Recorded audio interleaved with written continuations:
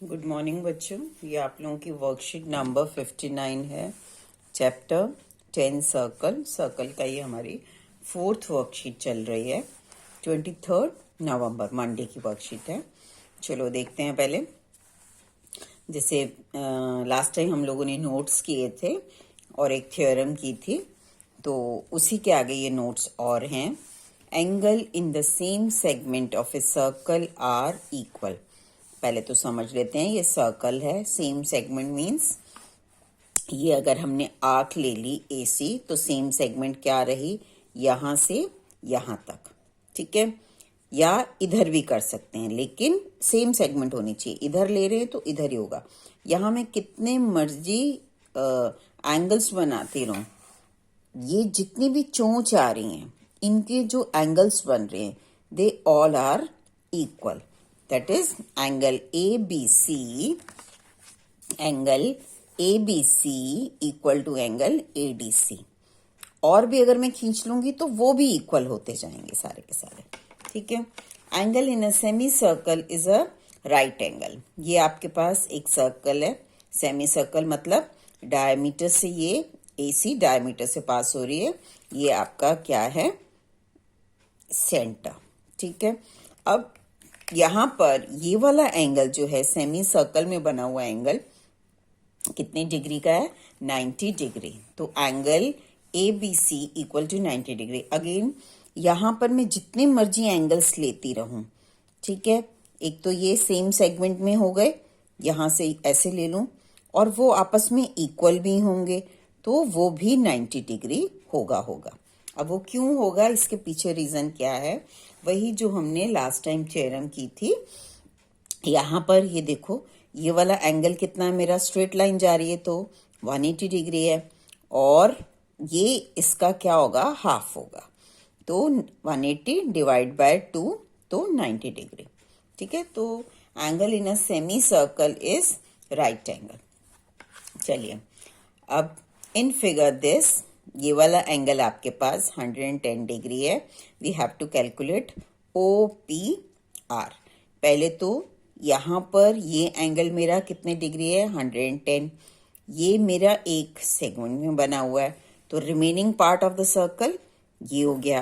अब इसका central angle कितना आएगा, यहां से ये, और ये मेरा क्या आ रहा है, ग्रेटर देन 180 डिग्री। तो इसको रिफ्लक्स बोल देंगे, रिफ्लेक्स एंगल POR। मतलब ये बाहर वाले की बात कर रही हूं मैं। ठीक है।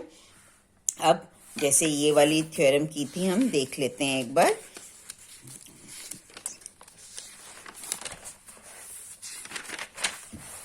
ये थ्योरम की थी ना, the angle subtended bye an arc at the centre is double the angle subtended by it at any point on the remaining part of the circle।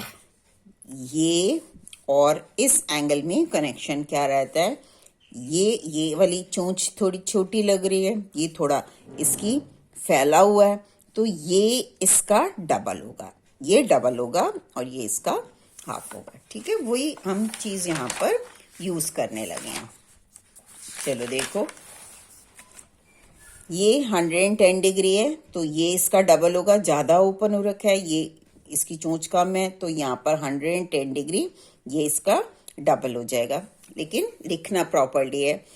अब वो थ्योरम नंबर 2 की स्टेटमेंट सारी की सारी डाल देंगे। Since the angle subtended bye an arc at the centre is double the angle subtended by any point on the remaining part of the circle. Theorem number 2 है ये हमारी। तो यहां पर एंगल PQR, और यहां पर ये वाला एंगल हो गया रिफ्लक्स एंगल POR। ये 180 से बड़ा चल रहा है हमारा, तो रिफ्लेक्स लिख दिया हमने। ठीक है। और twice of this angle is this angle. ये वाला बड़ा होगा, तो इसको मैं 2 से मल्टीप्लाई करूंगी, तब मेरा ये वाला एंगल आएगा। ठीक है। चलो अब देखो, ये दिया हुआ है कितना, 110 डिग्री, 110 गिवन है यहाँ पर, तो 2 इंटू 110 तो कितना हो गया, 220। तो रिफ्लक्स ऑफ ये वाला एंगल इज 220। अब मुझे इस ट्राइंगल के इसके ऑपोजिट में चाहिए। ये जो एंगल बन रहा है इसके ऑपोजिट में भी ये एंगल बन रहा है, तो ये अगर ये रिफ्लेक्स है तो ये क्या होगा भाई, तो नॉर्मल एंगल होगा। तो इसको हम क्या करेंगे, ये वाले एंगल को जो ट्राइंगल के अंदर बैठा हुआ है यहाँ POR angle, angle POR is reflux 360 में से माइनस कर देंगे। 360 से क्यों करते हैं, क्योंकि एक पॉइंट का जो आपका डिग्री मेजर है वो कितना होता है, degree measure of the circle is 360 degree.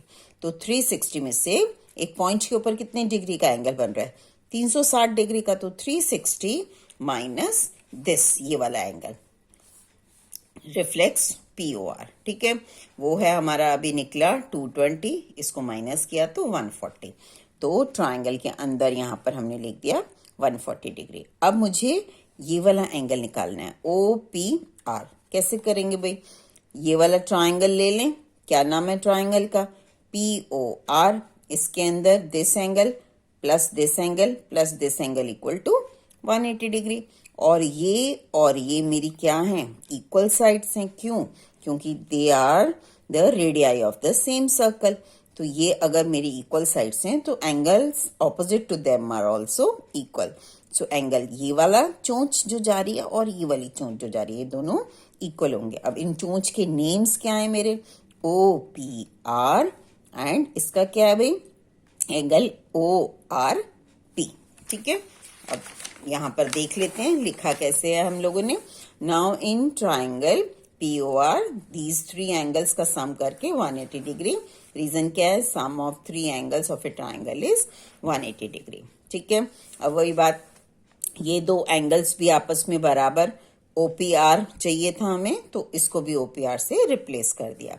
Reason क्या है, दीज 2 एंगल्स आर इक्वल, ठीक है, as OP equal to OR, radii of the same circle, and angles opposite to equal sides are equal, ठीक है। अब twice of angle OPR हो गया, 140 को इधर ले गए, माइनस हो गया, इसको माइनस किया तो 40 डिग्री, ट्वाइस ऑफ दिस चल रहा था, मल्टीप्लाइड है ये, तो ये डिवाइड में चले जाएगा, यहाँ आ गया, काट दिया 20 डिग्री। तो angle OPR equal to 20 degree, ठीक है। चलिए नेक्स्ट, इन फिगर दिस, यहाँ पर ये इस फिगर के अंदर ये एंगल मेंशन है आपको और ये वाला मेंशन है।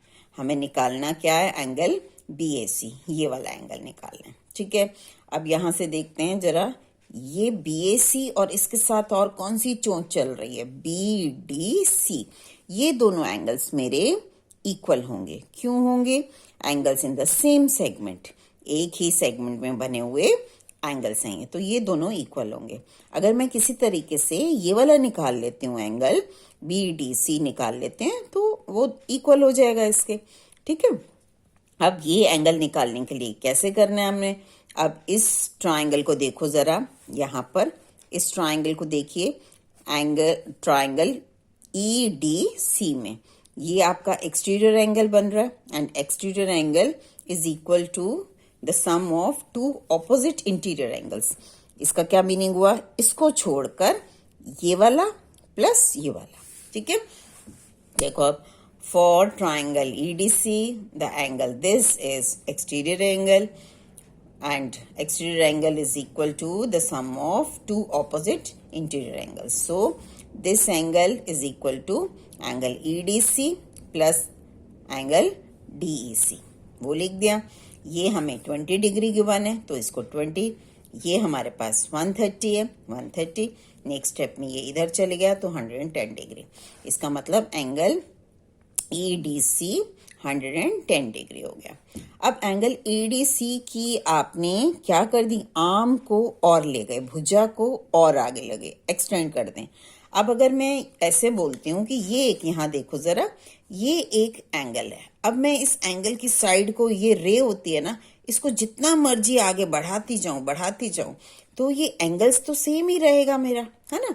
तो ऐसे ये एंगल EDC जो है, इसकी अब आपने क्या की हुई है, आर्म को बढ़ाया हुआ है, तो एंगल BDC भी सेम ही एंगल है मेरा, तो इसको एंगल BDC भी लिख दिया, same angle.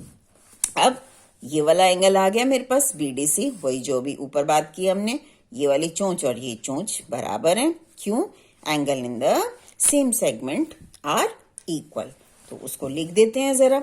Angle BDC equal to angle BAC, angles in the same segment are equal. ठीक है, एंड 110 ये हमने कितना निकाला था 110, तो BAC भी हमारा 110 डिग्री हो गया। ठीक है, चलिए आइए नेक्स्ट क्वेश्चन।